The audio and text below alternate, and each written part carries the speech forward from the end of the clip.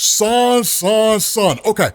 I think the current storyline in Superman is better than anything coming out of the Absolute Universe. And I know it sounds dangerous to say that, but like, ride this wave with me, man, because the way this ends is amazing. Okay, so what this does is this picks up with Superboy Prime, because remember, Superman is not in the main DC universe right now. After the events of DCKO, he's off creating like his own universe or potential multiverse, whatever it is that he's doing. And ultimately his universe is gonna collide with the Absolute Universe in DC's Absolute Crisis event that's supposed to be coming out, I think next year sometime or something along those lines. So at the moment right now, Superboy Prime is leading the charge in the Superman comic, and he's on a redemption arc, right? And so he says, I have been super busy. I've saved the world, did some sightseeing, visited a few locations I never got to on my past trips. I protected Metropolis from uber baddies and even tried to sneak into Themyscira. Am I saying that right? Themyscira? Anyway, if a dork like Steve Trevor could do it, then so could I. But the Amazons were not fans of that, which I'll be honest, man, it takes some balls to just show up into Themyscira, right? Very few men have successfully climbed Mount Themyscira and even had the chance to come back for seconds.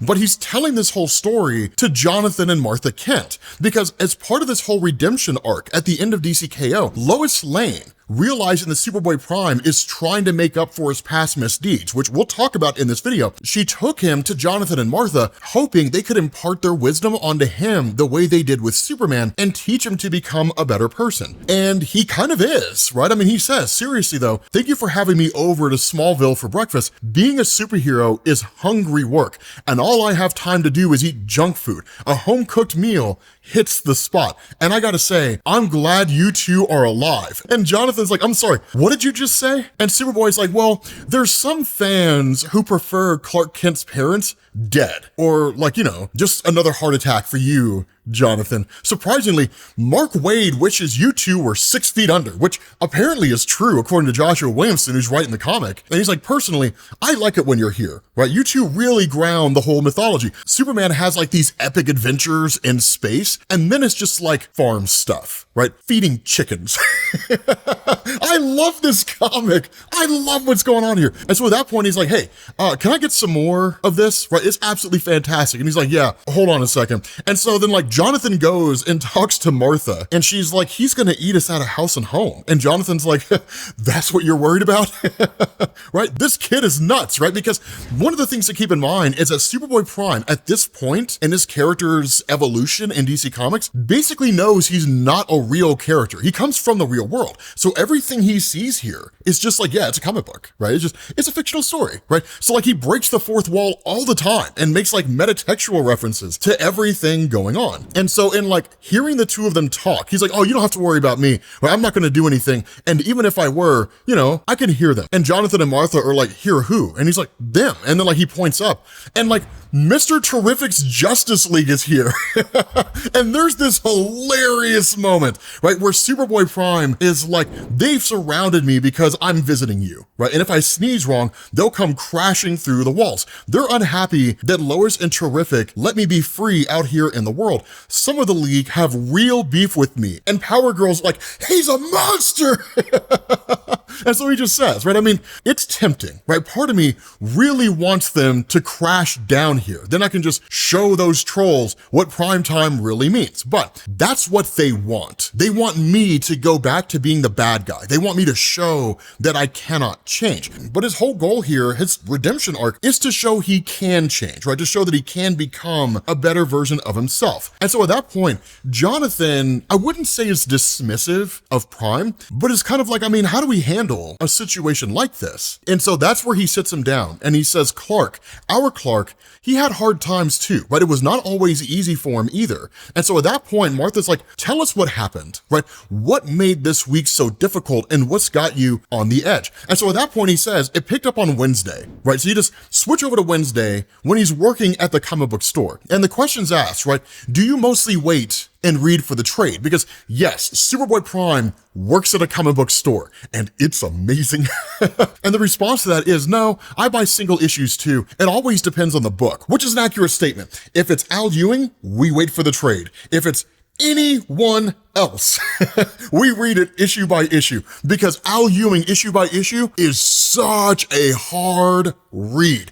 I'm just throwing it out there. Maybe I'm the only guy, but Prime is told, hey, thanks for the awesome recommendations. I'm excited to read them all, right? And he says, same to you. I'd never seen some of those comics before, so I'll definitely check them out. And that's where this just like smoking hot redhead is just like, it's good to read more than just superhero comics, which is true, right? I have largely been trapped in the superhero landscape for years, but getting into indies and reading stuff like Only the Savage Are Left, which is basically Attack on Titan, if you like became a Titan through a bite and the only way to get rid of it is to bite someone else. Dude, it's amazing. It's an amazing comic. You guys 100% need to check it out. And so Prime kind of like swept up in all of this. It's like, yeah, you know, I read a lot. And she says, you know, if you ever wanted more recommendations, you know, you could hang out at my place and borrow some comics. And Superboy Prime it's so painful. He's like, why would I do that? I'm surrounded by comic books. And in that moment, his boss is like, can I talk to you for a second? Right? Now, it's not what you think, right? His boss is actually chastising him because he's late for work all the time and that he just needs to get it together, right? And the fact that he's also a little more aggressive towards people in the store, right? Like screaming at patrons over the fact that like apparently Peter Parker or Mary Jane Watson should be married because what other mirrors would anybody be screaming about that doesn't exist in the world of comic books? But if we're being honest here, I was surprised that his boss wasn't like, my guy, that girl is DTF. What are you doing? The funny thing about this is that once all this is done, he decides to just kind of like go around, right? And just kind of visit some places throughout the DC universe. And he's celebrating the idea of Employee of the Month because that's the other part of the conversation with his boss. He's like, look, man, you're great at what you do, right? You're a fantastic employee. So I'm thinking about making you Employee of the Month, but if you keep showing up late to work all the time, you're not gonna get it. And so while he's kind of mulling all this over, he ends up in Crime Alley. And this is one of the greatest moments in the history of comics. He does meet Damian Wayne, but it's what happens while he's hanging out with Damian that's so incredible here. Because number one, Damian attacks him. And the response of Prime is like, you know that sword's not gonna hurt me, right? And Damian asks him a couple times, like, what are you doing here? And Prime's just like, I don't know, sightseeing. And Damian's like, get out of my city, man. And so at that point, he's like, actually, I'm here for a reason, right? I want to talk to you, Damian. He's like, we never really met before, and you were created after I returned. So I was hoping to ask you a question. And Damian's like, what's your question? And he's like, you had this reputation, right? You were just like this annoying ass little kid. You were an assassin. You literally killed a dude. You cut his head off in your first story arc. How did you redeem yourself? How did you become a good guy? And Damian gives the most Damian response ever. Like, well, I think of what people think about me, and then I just don't care, which is like the most dismissive attitude that anybody could have. It's healthy in a lot of ways, but it's also unhealthy in a lot of ways. And so he just kind of like hand waves him off. And it's like, look, I'm way too busy to entertain your insecurities and your need for validation. And Superboy Prime's like, look, man, I can help, right? I mean, what do you have going on? And Damian's like, I don't need your help. And then Clayface is just like, you're gonna need it, and just like immediately manifests and attacks Damian and Superboy Prime at the same time. And so at that point, Damian's just like, fine, right? If you really want to help, keep Clayface busy. I'm trying to find a bomb. And Superboy Prime is like, what bomb are we talking about? And Clayface is like, it's a chemical bomb, right? It's filled with some really nasty stuff. Once it goes off, the city will be in for a big surprise. And so at that point, Prime goes to destroy or at least knock out Clayface. And Damian's just like, no. We might need him to defuse the bomb. So like, do not knock him unconscious and certainly don't kill him. And so Prime is like, okay, look, but like I have x-ray vision, man. Like I could just tell you where the bomb is. So he's like, go down the hallway, make a left, yada, yada, yada. The bomb's right over there, right? And so of course Damian gets to it, but in that moment, Prime turns around and Clayface is gone and Superman's there, right? And he's like, I stopped Clayface, Prime, and I've returned him to Arkham already. I appreciate you filling in for me while I was gone. I know it wasn't easy, but I'm proud of you, son. You can go home now, Prime. And then of course, it turns out it's Clayface pretending to be Superman. Now, here's the thing. It's not the worst idea I've ever seen from Clayface. It's actually pretty smart, right? It's a pretty smart maneuver. Now, of course, Prime just ends up freezing him up, right? Like literally just blasts him with frost breath and then shatters it, which essentially renders him unconscious, right? The guy has to reconstitute himself. And then in that moment, Prime races off. He grabs the bomb and then takes off right? But the kicker is that in this moment, when he throws the bomb out there, he blacks out and he gets this vision where he kills Blue Beetle. And there's this voice in his head and it says, this is who you really are, Prime. You cannot deny your destiny. The only way to change is to punch your way out. And in that moment, he's just like, he like snaps back to you and he's like, wait, what in the hell is going on? And it turns out that, yeah, he'd blacked out and he was just out there. Damian Wayne was keeping an eye on him to make sure nothing happened to him, which is honestly probably one of the sweetest things that I've ever seen Damian do. I don't think Damian would do that for anybody, right? Like, Damian's the guy to just leave you there. Maybe say a bit of a prayer that nothing happens to you, but like, this kid's kind of cold-hearted, man. And so the funny thing is Prime asks him, right, did you really risk being captured by the Gotham City Police Department to keep watch over me all night? And Damian's just kind of like, possibly, right? And so at that point, Prime's like, did we just become friends? And Damian's like, no, I have enough friends. And one of them is already a Superboy. Literally, Jonathan Kent, the son of Superman, is like the best friend of Damian Wayne. And their adventures were covered in the single greatest comic to come out of DC Rebirth, Super Sons. It was a team-up book between Jonathan and Damian, and it was amazing. And then DC canceled it and pissed off the world when that happened. They pissed off the world so bad, but it is a funny little reference here that we get. The problem with this is it's like 10 o'clock in the morning at this point and he's late for work. So when he gets back to his comic book store, right, where he works at, his boss is just like, no, I gave employee of the month to somebody else. Now, it seems small and it seems irrelevant, but this is one of the things that makes this story so cool because Prime is telling all of this to Jonathan and Martha and even acknowledges the fact that it's just employee of the month. It's not a huge thing, but in this redemption arc that he's on, every small achievement matters as far as he's concerned. Every little bit matters here. And so the idea that he just couldn't do something as simple as make it to work on time in order to become employee of the month, it drives him nuts because these small little failures are being watched by like Mr. Terrific's Justice League and honestly, the larger superhero community. They're just waiting for him to screw up. And so with Martha overhearing all of this, Martha does the most Martha thing.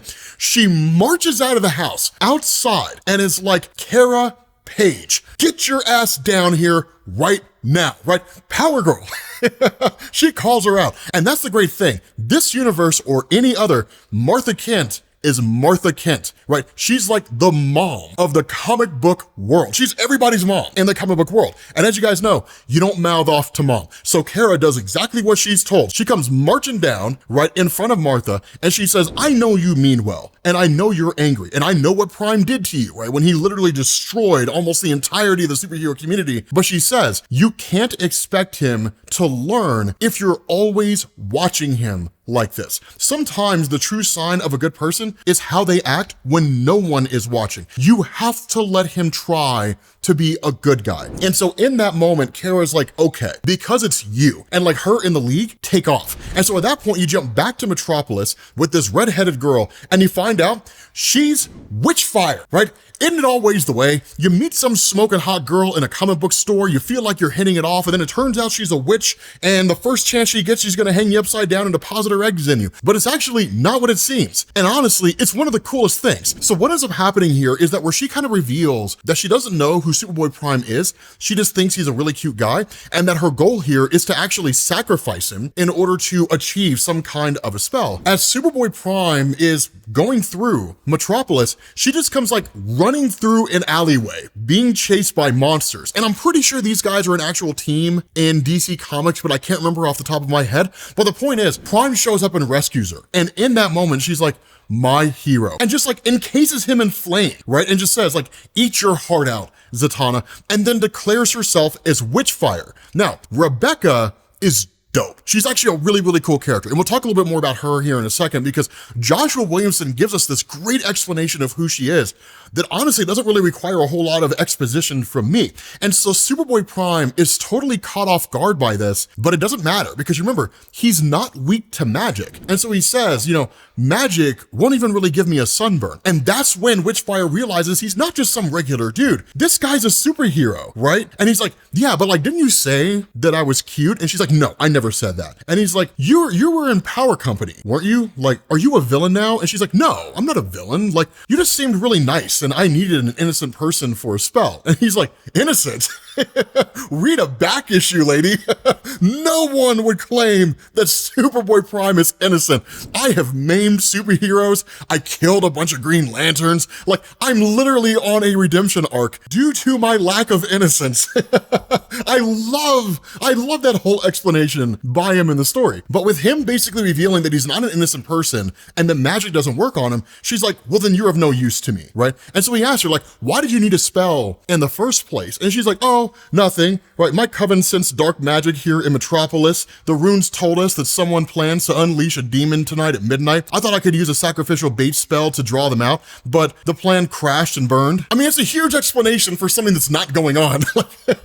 And she's like, just don't worry about it, right? He's like, hold on, right? What kind of demon are we talking about here? And so at that point, he's like along on the ride and like helping her through this. And apparently he just like dresses up as this goth guy, which I gotta be honest, man. I kind of dig Superboy Prime and the whole goth, dark hair, misunderstood by the world, mom's minivan is so conformist. I love him in this whole getup. He's kind of amazing. The only thing he's missing are like those giant loop earrings, right? Or studs, whatever in the heck they are. But like they get into this club and she asks him the question, right? Like, I mean, what do you go by? Is it like Superboy or Superman? And he's like, some people call me Superboy because they don't really think I've earned the Superman title yet, but you can just call me Prime. And he's like, actually, who are you, right? Like, you said your name was Witchfire, or is that just like a spell or something like that? She's like, well, it's technically a name and a spell. And she says, I found an old spell book when I was a kid, and it tied me to a bunch of supernatural forces. Those forces led me to lots of things, and I became a stunt driver, a singer, a witch. After I met Wonder Woman, I basically became a superhero, and that's when I joined a group called the Power Company. Magic's been broken and reality rewritten in the course of all of that. And in fact, I've actually died a few times, but I always find my way back to the world of the living, which is true. Now, here's the thing. Power Company was actually dope. A lot of people would say that it hasn't really been relevant since the Busick years and like the early 2000s, which is kind of a true statement. The idea behind Power Company is they were effectively heroes for hire, but they were really, really cool. It was an awesome concept. These days, it's one of any number of comics that DC will like throw out there as a one-shot or a limited series to test the waters and see if anybody cares. It turns out nobody does, so nothing ever happens with it. But if you ever get a chance, go back and read the original Power Company comic.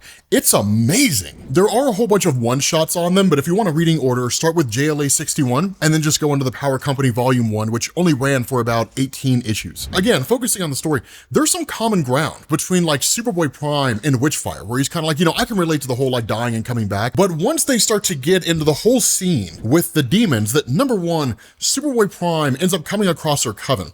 And number two, we end up learning that the demons that they're facing off against are Lady Blaze and Lord Satanus, who at one point were the rulers of hell. Nowadays, it's actually Neron, but the point is, these are wildly powerful guys. They're not just like a handful of like small ranked demons or anything like that. Like, these are people that can bend reality and manipulate magic in a variety of different ways, but we don't really see them do that. Instead, Prime just like starts cutting loose and just like tearing everyone to pieces. And the whole time, the coven's just like, damn, man. And he's like, dude, I never get to cut loose like this. I never get to cut loose in this way. So facing off against guys this powerful, yeah, this is really my chance to just kind of let myself go. And so in the midst of all of this, and honestly with Prime working as some measure of a distraction here, Rebecca dons her powers, literally manifests her wings of fire, and then just like sends these guys back to hell. And when Superboy Prime sees that, this dude is in love. He's just like, oh my God, dude, this girl is everything I've been hunting for. Like, this girl is fantastic.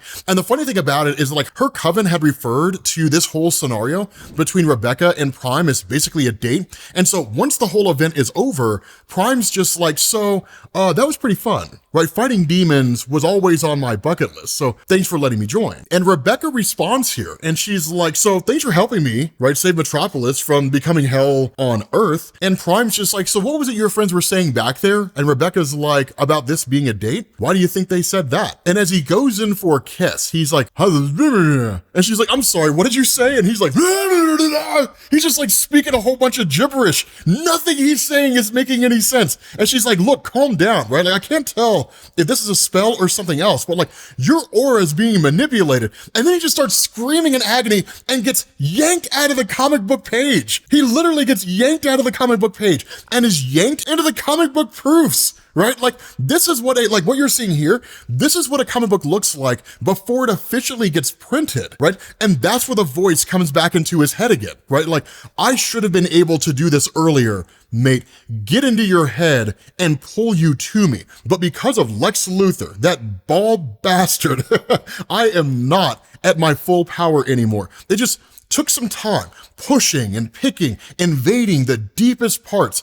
of your brain, little by little, hiding within your doubts. And that's when Prime finally regains the ability to talk and is like, what is this, right? And he says, your mind is bloody strong, but mine is strong too. Swimming in your dirty mind has unlocked some new toys with my own powers. And I know you. I know your world, the real world that you come from. I know all of your secrets, but knowing secrets is not enough, because it turns out this is Manchester Black, and Manchester Black is cracked. Dude, this guy is so overpowered. Even now, like, I mean, technically he's depowered. He's in a weakened state. So you can only imagine what he's like when he's at his full power. To give you a perfect example of this, in Superman Rebirth, issue number 25, he takes over the mind of Jonathan Kent, the son of Superman, and then pushes his powers to a whole new level that barely even Superman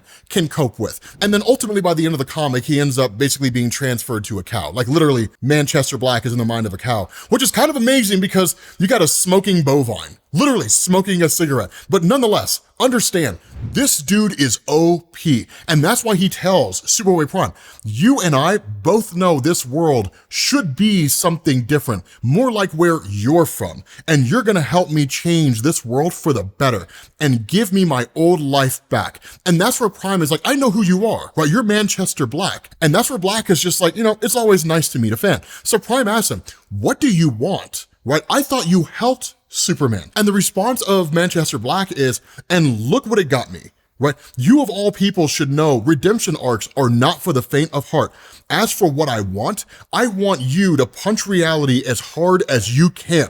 And that's where Prime is like, no, it's too dangerous. Because keep in mind, he's done that before. He did it during Infinite Crisis. For those of you guys who don't know that bit of history and the significance of Superboy Prime technically debuted before Crisis on Infinite Earths and fought as part of Crisis on Infinite Earths. The way the story ended is that he and Earth 2 Superman, basically Superman from the Golden Age, the original Superman from like 1938, alongside Lois and Alexander Luthor, they had been sent off to what was called the Paradise Dimension. Basically, they were just like written out of continuity. But because of the fact that after Crisis on Infinite Earths, traditional superheroes from the Golden Age started to become anti-heroes in terms of comic book publishing, when Jeff Johns came along and wrote Infinite Crisis, Superboy Prime was written as a meta-commentary and kind of a stand-in for Jeff Johns' perception of superheroes, that the Silver Age wasn't a thing anymore. When you had good guys who fought bad guys beat the bad guys, and then the bad guys went to jail. Done. That now, sometimes good guys did morally questionable things in order to beat the bad guys. And so that was Superboy Prime's whole stance, right? Superheroes aren't superheroes anymore. So he starts punching the walls of the Paradise Dimension and ultimately breaks out of it. And that's when DC used the shattering of reality to retroactively go back and make changes to a lot of the continuity issues that had remained after Crisis on Infinite Earths. But the point is, he's broken reality before, and it literally had effects on reality itself. It changed the DC universe in a variety of ways. And so Manchester Black wants Prime to do it again. And Prime doesn't want to. He doesn't want to have anything to do with this. And so the funny thing about this is that when Prime rejects it, Manchester Black says, then let's take a stroll down memory lane to remind you of who you really are, right? And he says, this is what some of you want too, right? Nostalgia, to go back to the way things were. Well, here you go, because he addresses us as the reader, which I love. And so Prime literally emerges in his original Superboy Prime costume, just like he did when he came out of the Paradise Dimension, and he's right back in Infinite Crisis again. And the events almost play out exactly how they did before, where it's a coming together of the superhero community, and he just starts tearing everyone apart. But the difference here is that he's reliving a moment he's already lived, and he knows how this moment plays out. Now, it is all in the mindscape. This is not happening in the real world. He's just experiencing this inside of his own head, but as part of his redemption arc, he doesn't want to make the same mistakes again. And so that's why it's things like, okay, so the last time I was in this event, what was it? Who attacked me next? Oh, the Flash family. Cool. And he jumps out of the way, right? Because keep in mind, when he was attacked by the Flash family, that's when he gets pushed into the Speed Force. And when he comes out of the Speed Force, that's the Superboy Prime that most all of you recognize, where he's got like the solar pack on his back and all that kind of cool stuff. And so in the midst of all of this, that's when Earth 2 Superman shows up here. And keep in mind, this is the Superman that Superboy Prime always idolized and always looked up to. When Superboy Prime was a kid, before he really got his powers and he lived in the real world, he would read about these life and times of Superman. And so when he's confronted with Earth 2 Superman, almost just like he was in Infinite Crisis, Earth 2 Superman literally grabs the moon and throws it at him. And he's like, dude, this is so Silver Age and so Golden Age, this is silly. But the funny thing about that is suddenly he ends up in Metropolis, dressed in his traditional Superboy Prime outfit, but he's in the Superman the Animated Series universe. And he was like, oh, dude, this is the animated series. Okay, I didn't get to watch that whole thing until I got back home, and I loved it, right? Which, I mean, who didn't, right? Who sat down and watched Superman the Animated Series and was just like, no one felt that way. It was a phenomenal comic. It was a phenomenal TV show. And he's like, this must be the comic adaptation of the TV show and designed for kids. But that's when Manchester Black just like sends him flying into one of the buildings. It's just like, don't you know, comics are not made for kids anymore. But I thought this locale would be better suited for your small brain to handle this entire conversation. And so Prime asked him, he was like, how are you manipulating reality like this? Like, this is not in your power set. You're a high-level telepath and telekinetic. And that's where he's like, flashback time. So Manchester Black fills us in and he says, after I got back from Warworld, Lex Luthor used me and my powers to wipe the mind of nearly everyone on Earth of Superman's secret identity. That bald bastard thought that he killed me in the process. My body might have been destroyed, but my mind and my powers were scattered across Metropolis. So you can't kill that kind of psychic energy. And at the end of the day, you can't kill the kind of psychic energy that I have. So it took a wee bit of time, but I was able to pull myself back together right when you arrived. And he says, I started poking through your brain out of sheer curiosity, and I realized you are not from here. Your connection with this world is unusual. It allowed me to manipulate reality in a way that I've never been able to do before. I can make my illusions a little more real, and I have to admit, you are my kind of Superman. Violent, cocky, there's no wedding ring, no kids, there's no dumb underwear on the outside, which is kind of a fair point. And he says, you and I have a lot in common, kid. We can help each other. And Prime asked him, why would I ever work with you? And that's where Manchester Black is like, since you bring it up, right? And just like yanks him into a whole dark reality for Batman. And he was like, oh my God, this is some edgelord event crossover, isn't it? We're in death metal, aren't we? Dark Knight's metal, right? That whole Scott Snyder era of Batman crossovers, which was amazing. Not talking trash about it. It was amazing. And so they end up having like this amazing back and forth here, right? Where he's just like, why does Superman need gun? And Manchester Black is like, I mean, how else are you gonna get super bullets, right? Don't be a wanker, Prime. I can say that. I'm mostly British. And Prime's just like, British, you were created by two American dudes, right? And that's where Manchester Black is like, you see what I mean? Right? You know what this world is and the difference between it and the world you come from. During the Infinite Crisis, you wanted things to go backward to the days of yesterday when everyone was smiles and cupcakes. But that world rejected you and you embraced the truth. Hope is pointless. It's silly. Just as silly as my world. You and I can make it right. In the past, when you punched reality, you were just throwing a tantrum, but with my hand to guide your punches, we can make real changes. We can make this place more like where you came from. And the reality is that there was a time when he would have done it. There was a time when he would have been on board with this, but in the moment, he rejects it. No, I'm not going back to that, right? I am not going to be that version of myself. And in fact, he even says, I already showed that against the JSA and the Titans in my past. And that's where Manchester Black is like, cool, so we've sent you to stories where you already lived, where you already experienced it, and you know what not to do. So let's send you to a story that you've never been to. He ends up in young romance.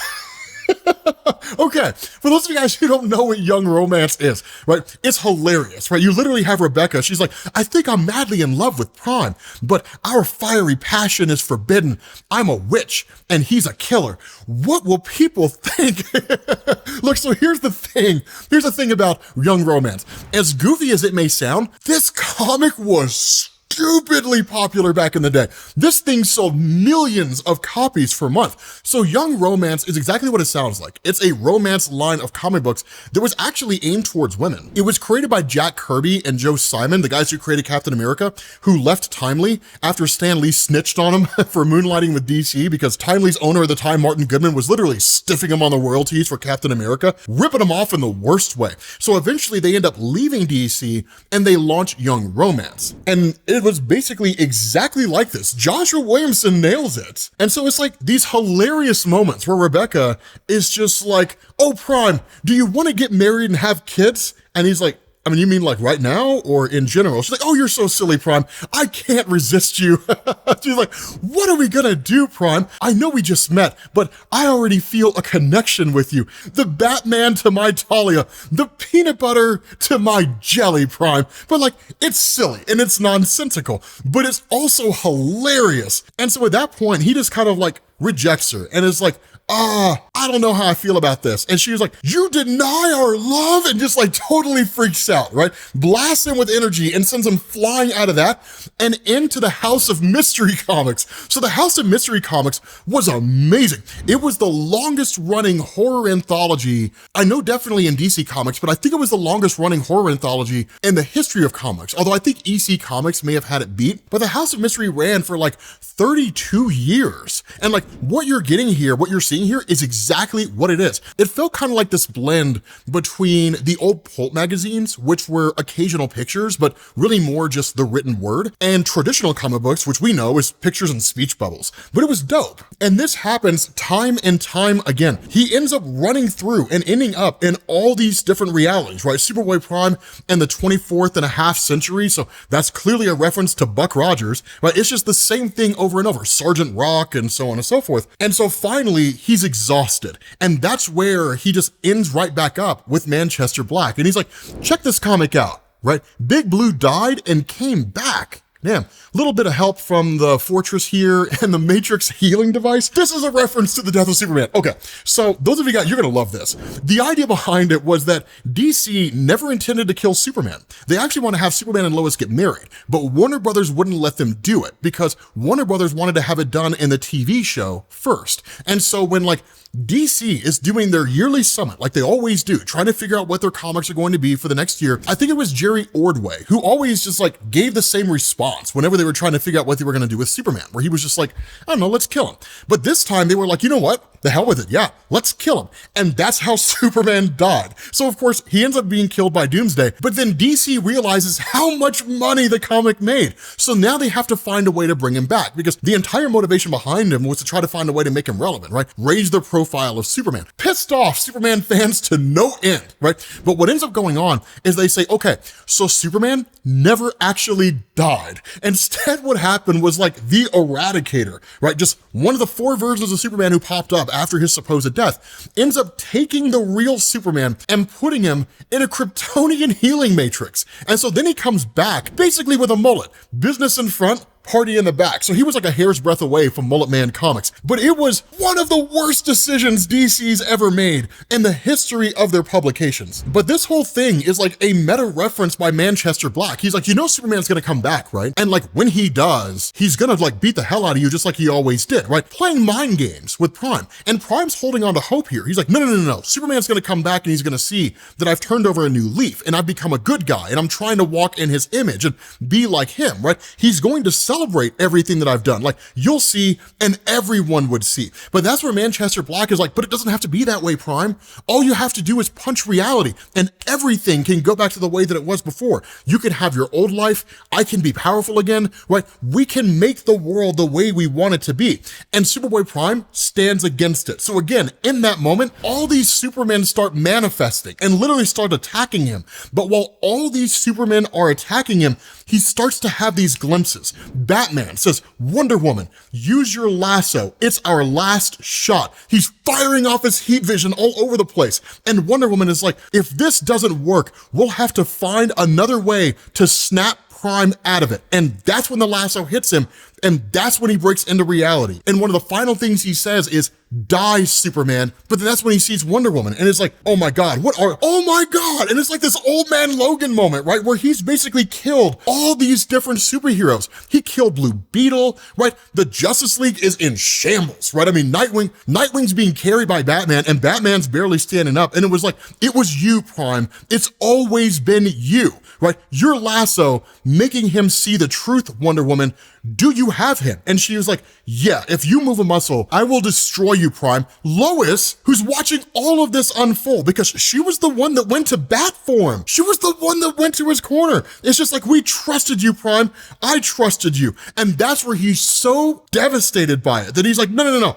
I tried so hard. I just wanted to show everyone that I could be better, that I could change, that you would like me. And now you've ruined me again. And like, punches reality. And it turns out the whole thing was a ruse. Wonder Woman was never there. Batman was never there. The whole thing was a trick from Manchester Black. And that's where Prime is like, oh God. And Manchester's like, you did it, mate. You punched reality. Exactly what I wanted and more. I guided your punch in my direction. And he's like, I was playing in your head the entire time. I am back, baby. And I got to keep all my fancy reality warping powers. So now, what do we reboot first? With that being said, guys, we're gonna bring this video to an end. I told you, this comic is amazing. I love it. Hopefully you guys enjoyed this video. If you did, drop a like. Thank you all for watching, and I will catch you all later. Peace.